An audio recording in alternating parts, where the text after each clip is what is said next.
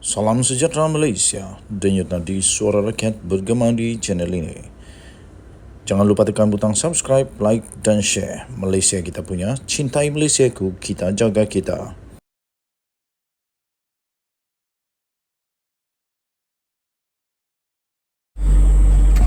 Salam sejahtera Malaysia, denyut nadi suara rakyat bergema di channel ini. Beberapa orang kawan saya bertanya kepada saya berkenaan dengan proklamasi orang Melayu atau proklamasi Melayu yang sekarang ini sedang diperjuangkan oleh Tun Mahathir dan telah pun mendapat sokongan dan kerjasama telah menandatangani MOU bersama dengan Tok Guru Hadiawang. Jadi ada beberapa kawan daripada Sabah dan Sarawak bertanya kepada saya, bagaimana sesuaikah tidak untuk proklamasi orang Melayu ini di Sabah dan Sarawak? Saya tak jawab kerana saya tak tahu apa nak kata tentang perkara itu. Tapi akhirnya seorang pemimpin PAS akhirnya menceritakan apa yang perkara sebenar terjadi di Sarawak untuk proklamasi orang Melayu ini. Jadi beliau sendiri berkata, bukan saya yang kata, tapi Pesuruhjaya PAS Negeri Sarawak yang berkata sendiri, memberikan jawapan kepada persoalan tentang perkara yang ditanya oleh rakan-rakan saya itu. Katanya proklamasi orang Melayu tidak sesuai di Sarawak. Itu kata Pesuruhjaya PAS Sarawak. Kerana sudah dijawab begitu oleh Pesuruhjaya PAS Sarawak, saya pun mungkin juga berpendapat bahawa proklamasi orang Melayu di Sabah pun tidak sesuai. Dan mungkin tak sesuai lah untuk Sabah dan Sarawak. Kenapa? Kita kongsi bersama-sama. Jawapannya sama. Saya fikir jawapan di Sarawak dan di Sabah hampir sama. Proklamasi orang Melayu yang ditandatangani oleh Presiden PAS di Semenanjung tidak terpakai di negeri ini, iaitu di Sarawak, kata Pesuruhjaya PAS Sarawak, Geoffrey Jarai. Jelasnya, PAS Sarawak sentiasa mengikut tata cara yang ada di negeri Sarawak dan apa yang dipersetujui di Semenanjung tidak ada campur tangan bersama PAS Negeri Sarawak.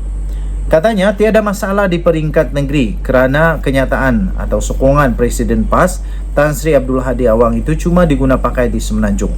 Di Sarawak kita terbuka. Katanya kita bukan menentang tetapi sesuai dengan keadaan di negeri ini.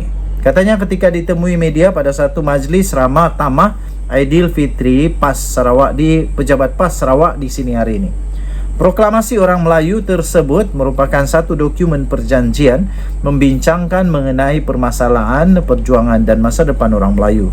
Terdahulu Abdul Hadi bersama dengan beberapa pemimpin parti itu mengadakan pertemuan bersama dengan bekas Perdana Menteri yang sekarang ini dah tua, dah tak ada kuasa, dah tak ada apa lagi sokongan lah, sebab dah kalah teruk dalam pilihan raya yang lalu. Tapi pun begitu, beliau masih lagi mendapat sokongan daripada Tok Guru Hadiawang.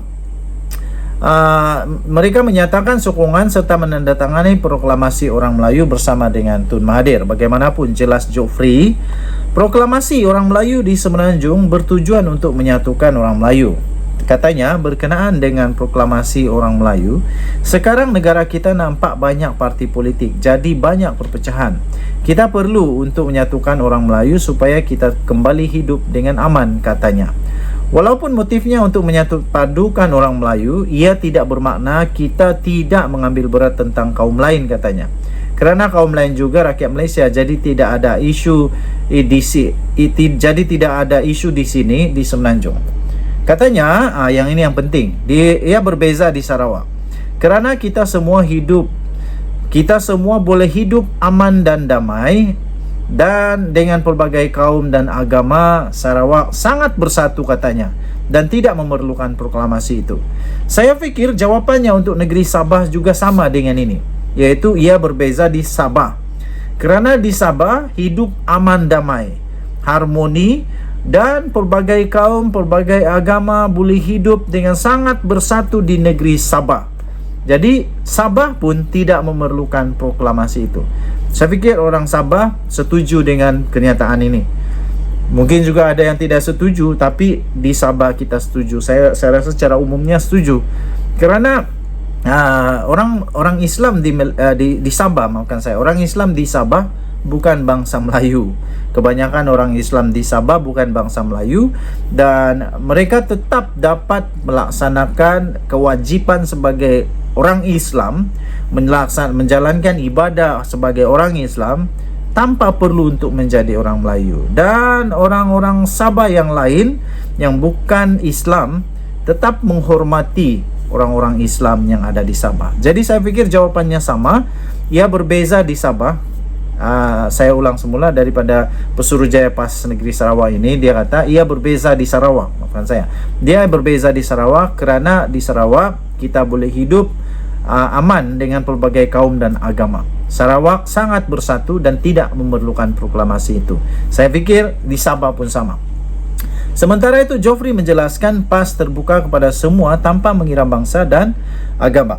Katanya, ada sesetengah pihak yang cuba untuk menghasut PAS untuk orang Islam saja, tapi sebenarnya ia tidak betul. Kalau parti, of course, semua terbukalah.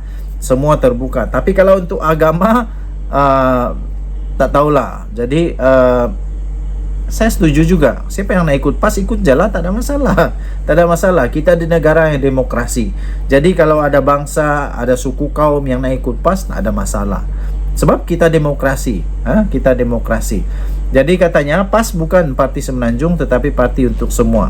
Okey, ini pun boleh diterima kerana apapun parti adalah parti umum. Seperti Warisan yang masuk Semenanjung bukan parti Sabah. Kalau begitu, dah jadi parti Malaysia. Jadi bolehlah, siapa-siapa pun mau masuk, masuklah.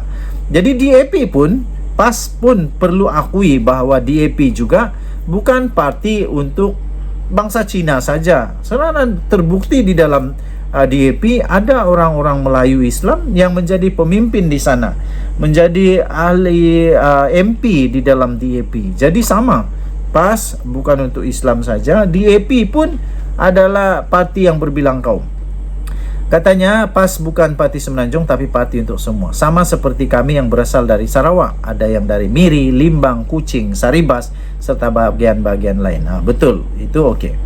Malah Timbalan Presiden Parti Pribumi Bersatu Malaysia Bersatu, Datuk Seri Ahmad Faizal Azumu turut mendedahkan pembabitan Parti Perikatan Nasional PN juga tidak akan memecah belahkan mana-mana pihak tampaknya.